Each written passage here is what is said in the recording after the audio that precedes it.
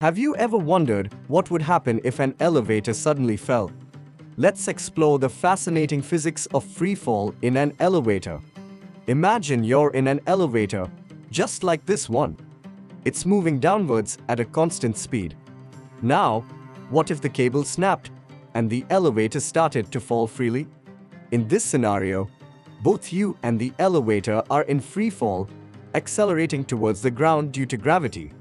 This creates a unique and somewhat unsettling experience, weightlessness. When in freefall, the elevator and everything inside it are accelerating at the same rate. This causes the sensation of weightlessness, similar to what astronauts experience in space. During freefall, you would feel like you're floating. If you tried to stand, you wouldn't be able to push down on the floor because both you and the elevator are falling at the same rate. Gravity pulls everything downwards at 9.8 meters per second squared. In freefall, this force acts equally on you and the elevator. The key point here is that the normal reaction force becomes zero.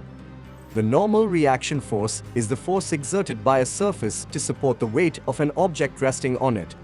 In freefall, because you and the elevator are falling together, the flow can't push back up on you, making the normal reaction force zero.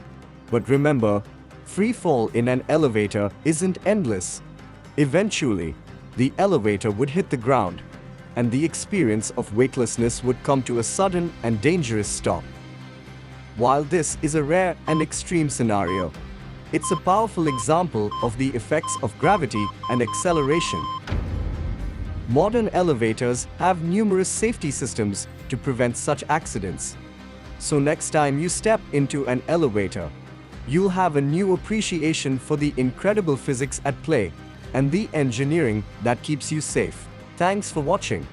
Stay curious and stay safe.